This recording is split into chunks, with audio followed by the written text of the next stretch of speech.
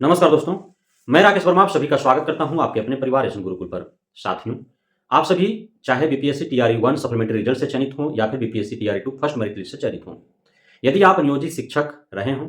यदि आप टीआरई 1 से चयनित होकर के कहीं किसी विद्यालय में कार्यरत हों या फिर आप किसी अन्य विभाग में कार्यरत हैं जिसे छोड़ करके आप शिक्षा विभाग के तहत शिक्षक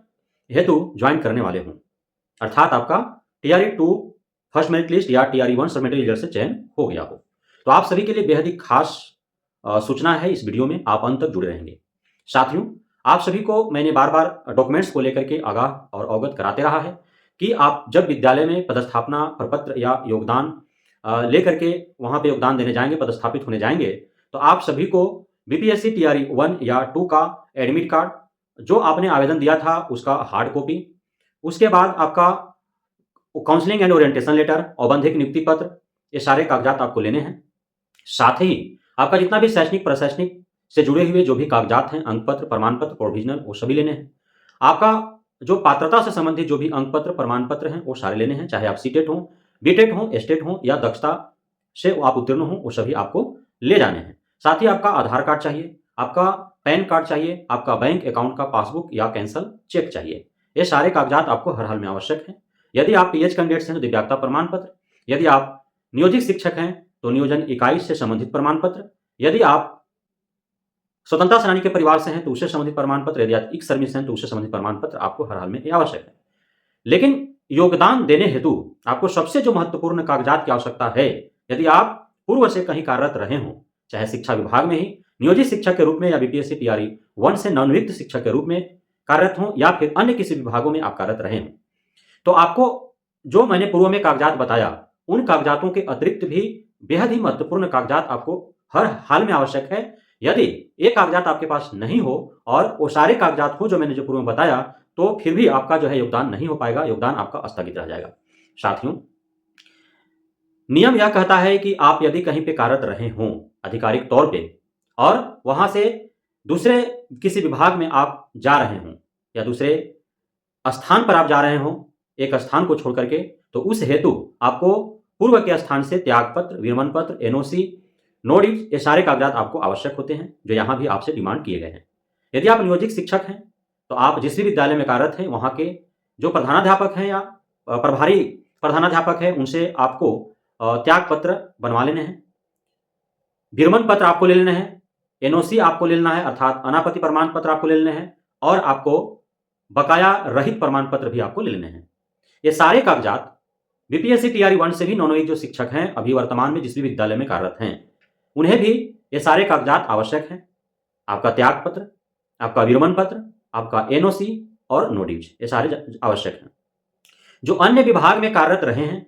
और उस विभाग को छोड़ करके, चूंकि उन्हें शिक्षक बनना था और उनका चयन भी हो चुका है बीपीएससी टीआरई 1 या 2 के माध्यम से,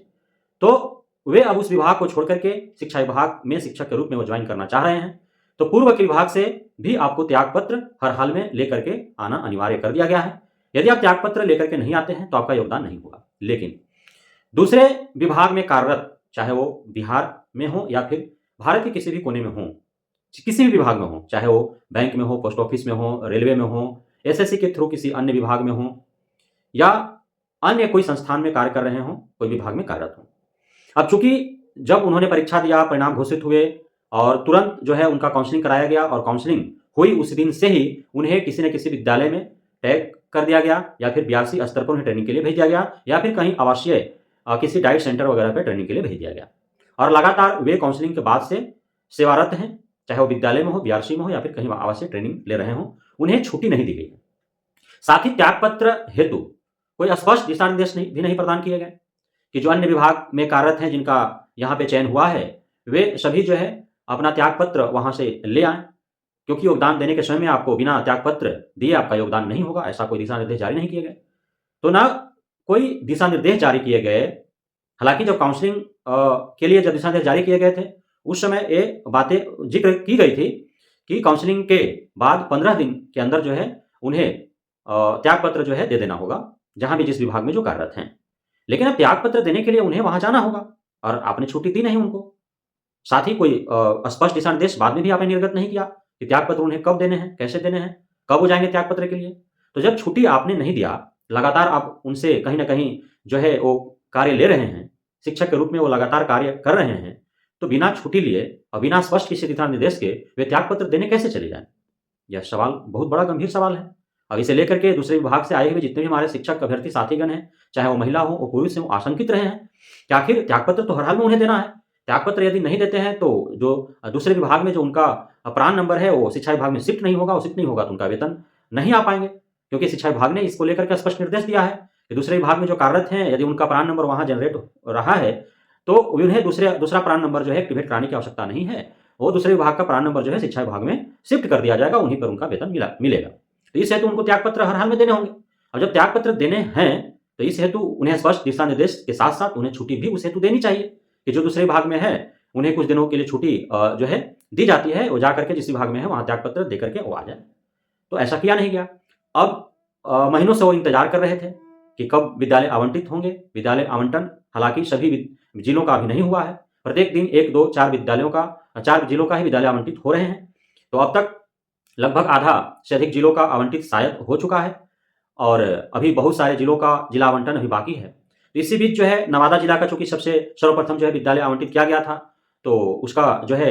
विद्यालय में पदस्थापना योगदान हेतु जो है जिला शिक्षा पदाधिकारी का पत्र जारी किया गया है। उसमें दूसरे विभाग से जुड़े हुए जो भी शिक्षक अभ्यर्थी जिनका चयन यहाँ वहाँ हुआ है शिक्षा विभाग में शिक्षक के रूप में, उसको लेकर के कोई स्पष्ट दिशा निर्देश नहीं थे। लेकिन वैशाली जिला का जो पत्र जारी किया गया है उसमें जो है स्पष्ट दिशा निर्देश दिए गए हैं, जो मैंने आपको बताया। 5 फरवरी 2024 और 6 फरवरी 2024 2 तिथियों का ज़िक्र नवादा जिला के लेटर में भी था और वैशाली जिला के भी लेटर में है। 5 फरवरी 2024 को एकदम फ्रेशर जो शिक्षक अभ्यर्थी हैं जिनका चयन हुआ है, उनका पदस्थापना और योगदान होंगे और 6 फरवरी 2024 को वैसे शिक्षक अभ्यर्थियों का पदस्थापना या योगदान होगा जो कहीं दूसरे विभाग में या कहीं भी कार्यरत रहे हों, चाहे वो निजी शिक्षक के रूप में हो, चाहे बीपीएससी टीआरई 1 के नॉन नियुक्त शिक्षक के रूप में है या किसी अन्य विभाग में वो कार्यरत रहे हों, उन सभी का योगदान या विद्यालय पदस्थापना पत्र, नियुक्ति पत्र जो है वो 6 फरवरी की बात जो है जिक्र किया गया है। तो यह महत्वपूर्ण सूचनाएँ थी आप सभी को योगदान सह विद्यालय पदस्थापना को लेकर के और आप सभी जो है इन सारे दिशा निर्देशों का अक्षरशः पालन करें। दूसरे विभाग के जो शिक्षक अभ्यर्थी जिनका चयन शिक्षा विभाग में शिक्षक के रूप में हुआ है, उनके साथ समस्याएँ हैं कि उन्हें त्यागपत्र देने हेतु समय नहीं दिए गए, नहीं स्पष्ट दिशा निर्देश दिए गए। हालाँकि टीआरई 1 के दरमियान भी ऐसा ही हुआ था, लेकिन बाद में जो है शिक्षा विभाग के द्वारा उन्हें छूट दी गई थी कि वे अभी तत्काल विद्यालय में पदस्थापित हो जाएँ, योगदान ले लें, उसके बाद वो कभी भी छुट्टी लेकर के जाएँ, तो यथाशीघ्र वे अपने पूर्व के विभाग से त्यागपत्र दे करके वो आकर के यहाँ जमा करा दें। त्यागपत्र देने के मामले में मैंने बार-बार आप सभी को अपने अनुभव के आधार पर बताया है कि आप जब भी जिस विभाग में रहे हों, वहाँ ये त्यागपत्र आप दे रहे हों, यदि ऐसा संभव हो सके तो आप अस्थायी त्यागपत्र दें, अर्थात टेम्पररी रिजाइनेशन लेटर दें, ताकि यदि आपको लगे